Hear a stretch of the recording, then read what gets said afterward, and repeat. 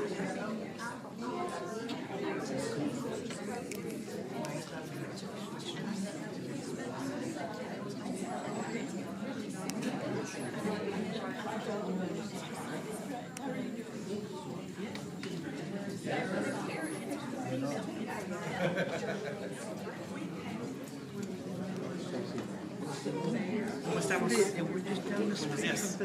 Morning.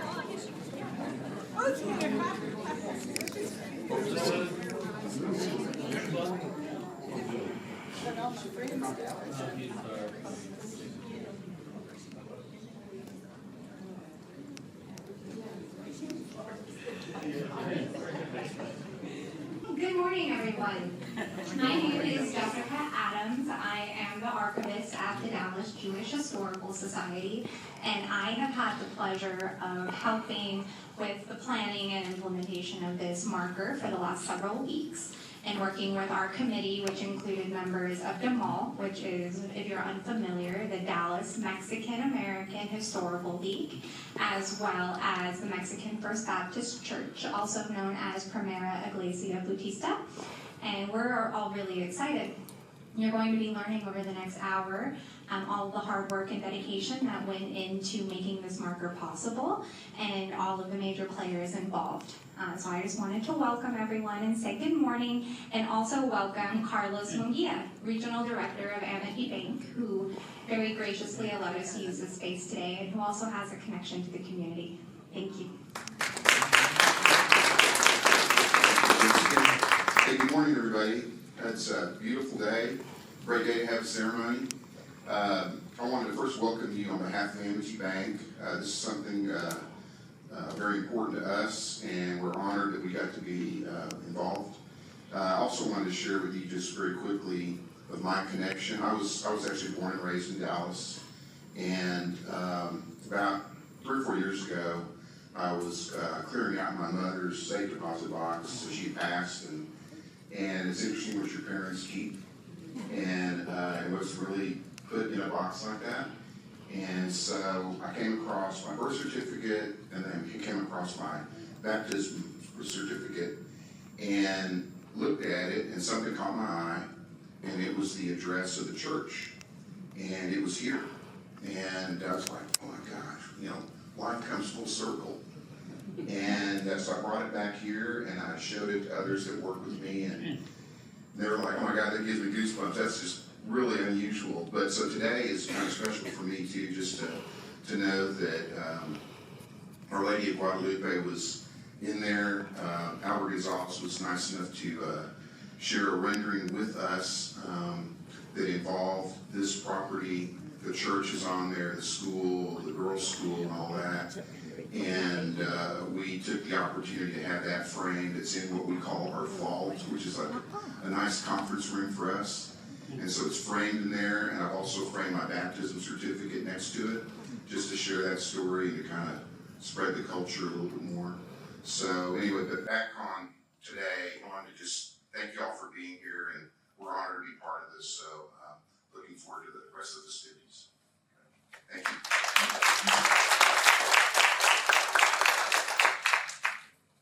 Thank you, Carlos. Now I'm going to welcome Elizabeth Gumby, who will be our MC today. Thank you, Elizabeth. Thank you, Jessica. Can you hear me?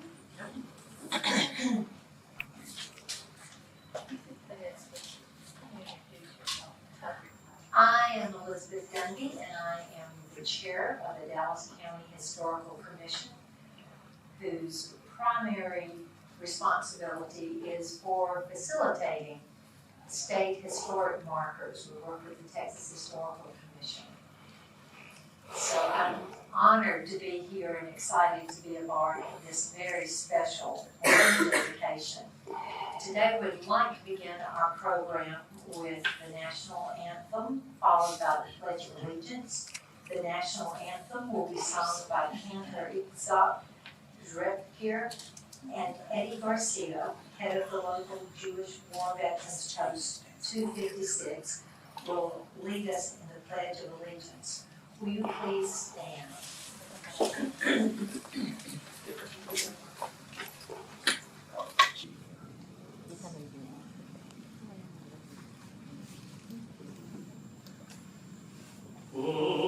second you'll see by the dawn's early light, we so proudly we held, as the twilight's lost gleaming, whose broad stripes send bright stars through the perilous fight. All the ramparts we watched were so gallantly streaming, and the rockets rode on the heavens bursting in air, God proved through all the light where the flag was still there. Oh, say does that star-spangled banner yet wave o'er the land of the free, and the home of the brave.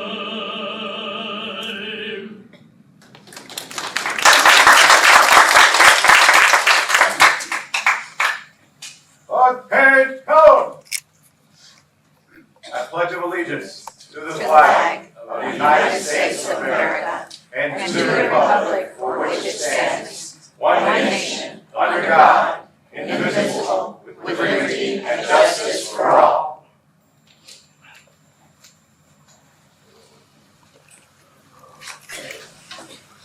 Thank you, Cantor Z and Mr. Garcia, for reminding us how fortunate we all are to live in this great country and be a part of the great community.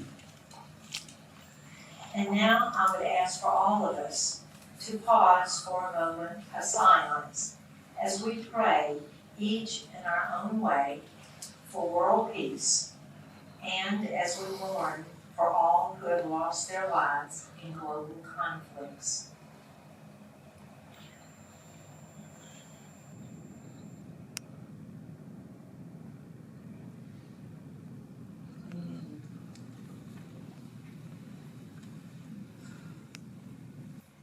Now I'd like to introduce a group of distinguished guests that we have joining us today.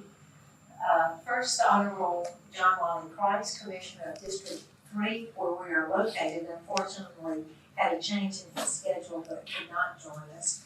But we have council members Paul Ridley of District 14 and Jesse Moreno of District 2, the Consul General of Mexico, Francisco de la Torre, Dr. Catalina Garcia, Dallas College Board of Trustees, and I must say, because I have a medical connection, she is a very respected retired anesthesiologist, and Dr. Elva Garcia is represented by her Chief of Staff, Brooks Love. Thank you all.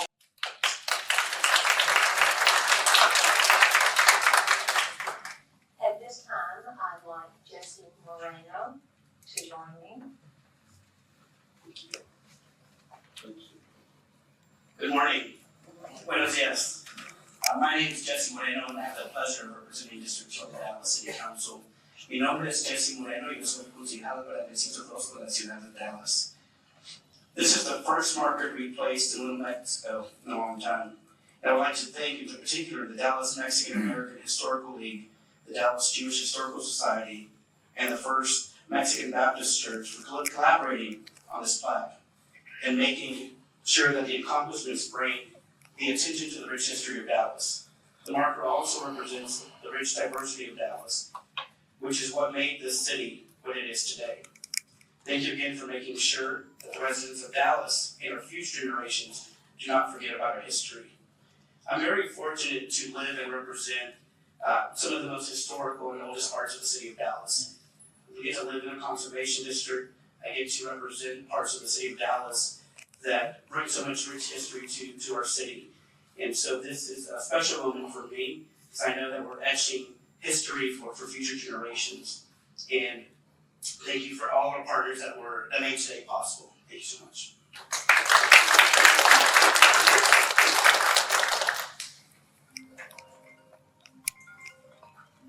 And now, I would like to introduce David Preziosi, the Executive Director of the Texas Historical Foundation. David was the Executive Director of Preservation Dallas when this marker was granted and played a large role in helping make this happen.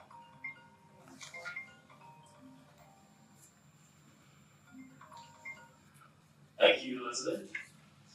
I'm so pleased to be here today to celebrate the dedication of this State of Texas historic marker, which has been 5 years in the making.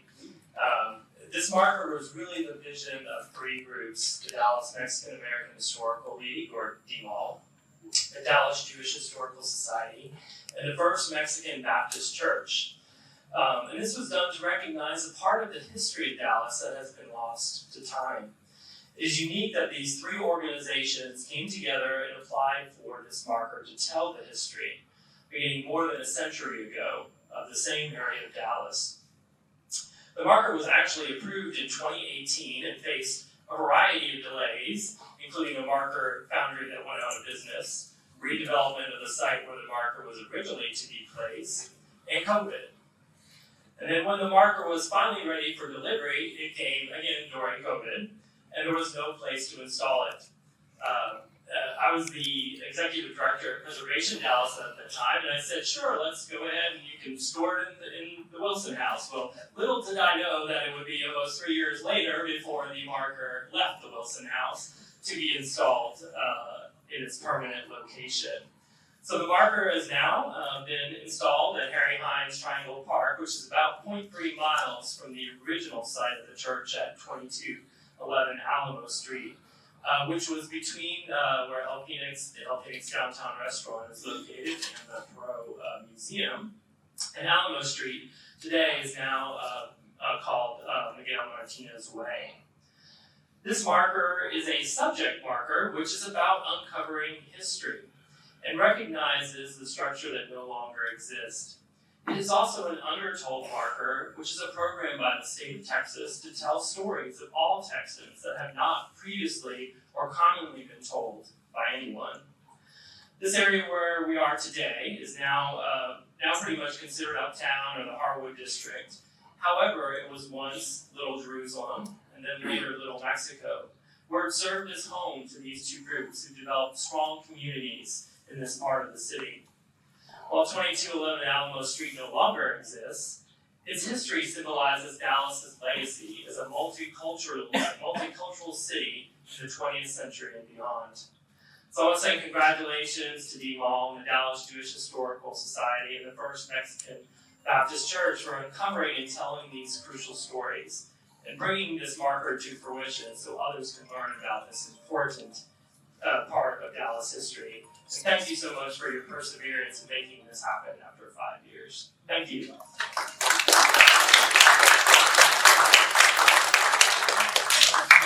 you very much, David.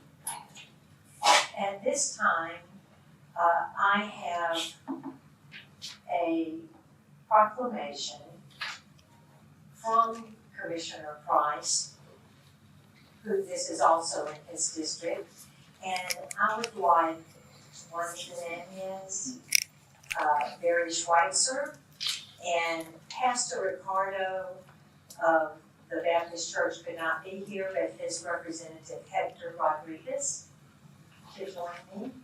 The Sephardi, or what we call this has roots in the Spanish style of service.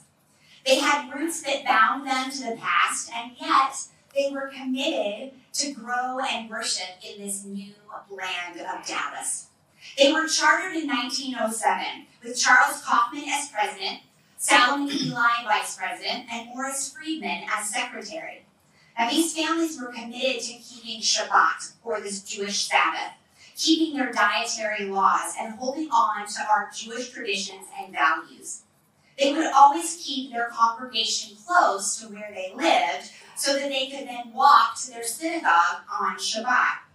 This meant that the small congregation moved around a bit, and in 1910, the Dallas City Directory has the synagogue listed at 133 Alamo Street, and from 1913 through 1919, Anshe Sfard used a remodeled home at 2211 and a half.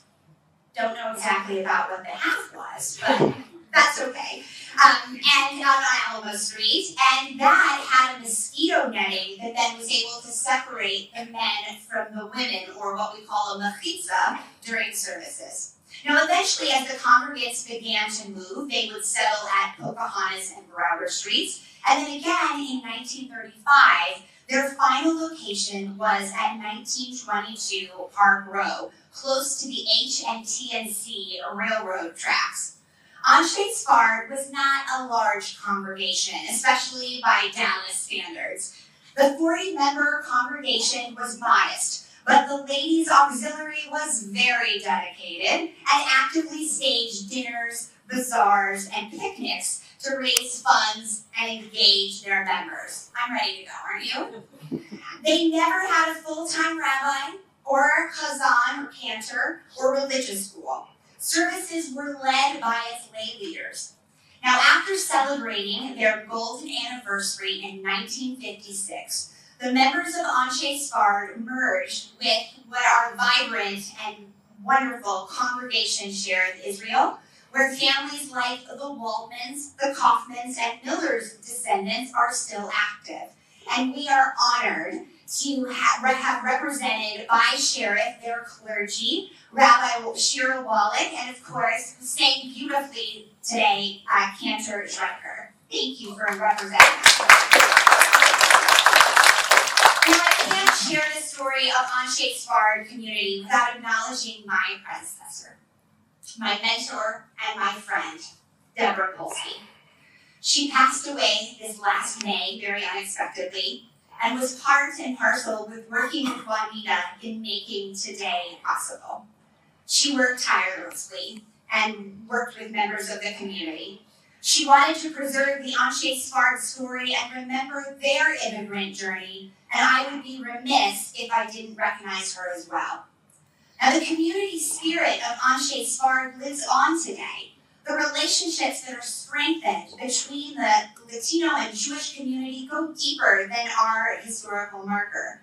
I am proud to acknowledge my friend, Consul General Francisco de la Torre of Mexico, and my husband, Joel Schweitzer of the American Jewish Committee, who together with others from these united communities make up the Latino Jewish Alliance, which every year, thanks to Harriet Whiting, gather to celebrate Hanukkah y las Posadas. May we continue to celebrate and learn more about our cultures. May we continue to grow together, making Dallas our home of safety and security, and may we always remember the traditions that have supported us along our journey. Thank you. Everybody hear me? All right. So thank you, Barry. And good morning to everyone. Buenos dias a todos, and thank you very much for being here to share in this special event with us. In this transition from Little Jerusalem to Little Mexico, there was a popular saying, this is a little history that we uncovered, there was a popular saying that you could walk all the way from Jerusalem to Mexico down Packard Street. That was really funny. So I'm going to share with you the other side of the history of Little Mexico. First, I must also give my special gracias posthumously to Deborah Polsky, who's Executive Director of the Dallas Jewish Historical Society. When she and I first met, we had served on panels together, discussing the cultural history of our communities.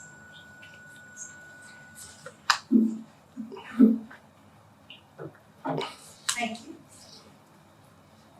We had served on panels together discussing the cultural history of our communities, and we had worked together on the 2014 Hyde Park exhibit at the Latino Cultural Center. We enjoyed sharing stories of our communities and all the similarities, and became fast friends. I had lunch with her and with Elizabeth Gumby a couple of weeks before Deborah passed away, as Barry said, suddenly and unexpectedly. And at that luncheon, she gave her approval of the Harry Hines Triangle Park for a special marker. She was an amazing person who gave so much to so many and knew the history of the Jewish community inside out. Harry Hines Triangle Park. It's a small patch of grass in the middle of towering buildings.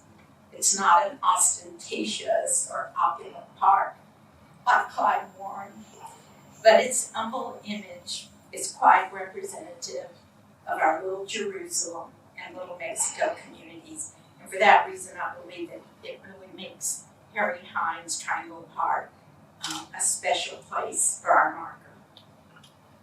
Let me start with asking, how many of you or your ancestors ever lived or grew up in Little Mexico? You guys know each other? Okay. So our grandparents and our great-grandparents, came to this area with heavy hearts. As we all know, they were fleeing the turmoil of the Mexican Revolution. And they had to leave behind all that they knew, built, and loved to start their lives anew in a place where the language was not familiar and segregation was the law of the land. But they came with determination, perseverance, and resilience to rebuild their lives.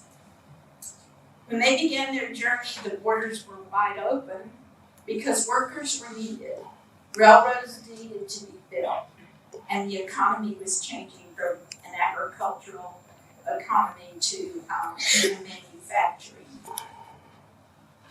At DeMont, we like to say that Mexicans needed Dallas, and Dallas needed Mexicans.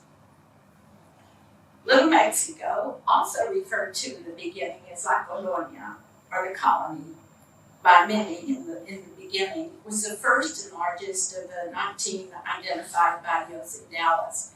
And that's also research that's been conducted by the Dallas Mexican American Historical League, specifically Frank Valdiera, who's here with us today, and has created a map that there's no other map like it in Dallas. It's a map of Dallas with the different Mexican American communities identified.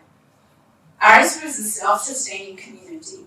Because of segregation, there were many places in which we weren't allowed, our ancestors, such as parks, swimming pools, theaters, restaurants, and generally most public places. Our ancestors were very entrepreneurial, though. There was no place to go to get the food that our ancestors were used to, so they started their own little restaurants and grocery stores, some out of their own homes. There was no place to go to buy newspapers and magazines in the native tongue language, so they started their own little general stores and brought in candy and spices from Mexico, places like La Botica Chica. There was no place to see movies in Spanish, so the Teatro Panamericano and El Teatro Colonia were founded. The challenges of segregation and their common goals and the new life kept the community close to each other.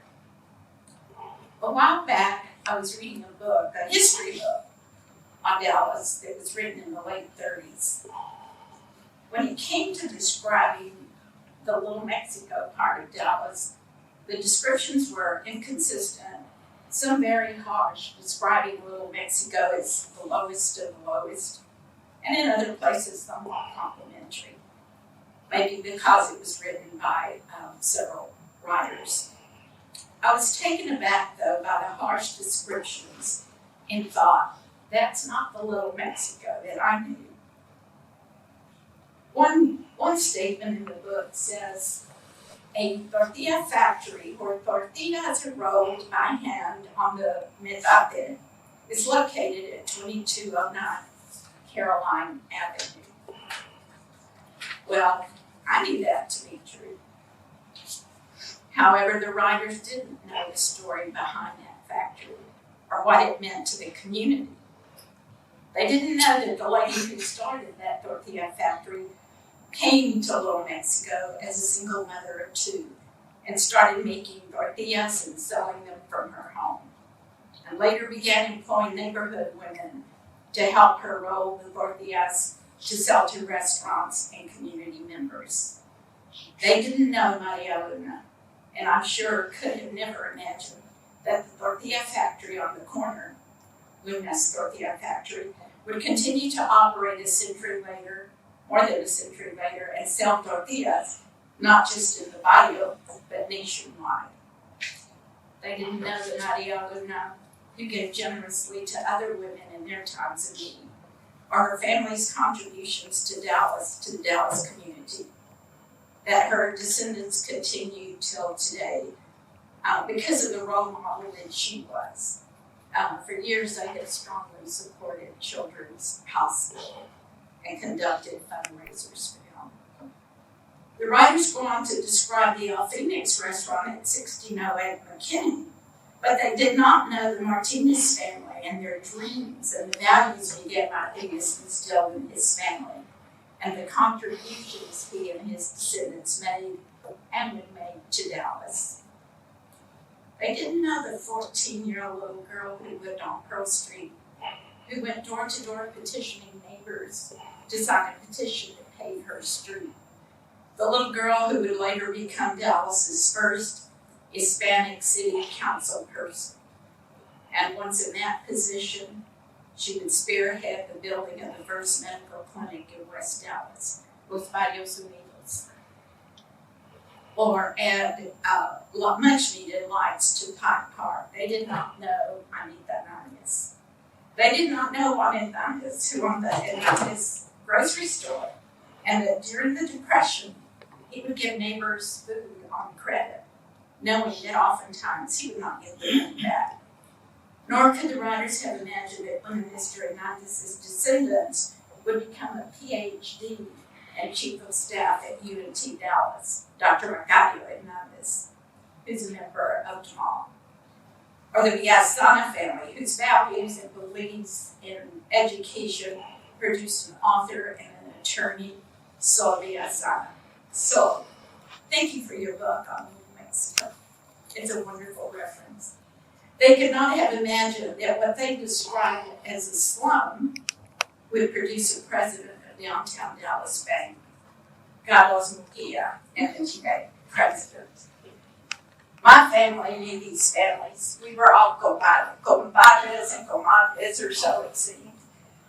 None of our homes were slums, and we never doubted each other's determination for better lives.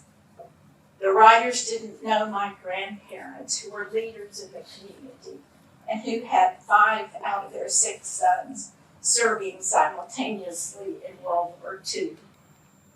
They didn't know our barrio doctor, Captain Julian T. Saldivar, MD, who became a famous hero for saving and providing medical aid to his fellow prisoners of war. He was a prisoner of war. One of the lines in the book reads, under the chapter titled, Little Mexico, Outpost for Mañana. Really? That's history. It states, women prematurely aged by hard work and much childbearing hold babies in their arms, while they gossip volubly in Spanish around the doorways and stoops in their houses. Really? That's history? And don't we wish that where today neighbors don't know neighbors, that women or anybody would gossip with each other on our porches? And is it fair to say that women in general work harder today than ever before? I could go on and on with the stories of the wonderful people in Little Mexico and who we really were. But the point that I want to make is that cultural and ethnic history organizations are essential to our true history. Cultural historical organizations can tell the stories from their hearts and souls, from their own experiences and understandings, from the ground up, from the inside out, and their perspectives are essential for the fuller picture of history. To this day, our families recognize each other as original families and the descendants. If we don't tell our own history, then the history told from the outside in becomes the truth. Think about that. It is important for our descendants to know what's in their DNA and to be proud of their heritage.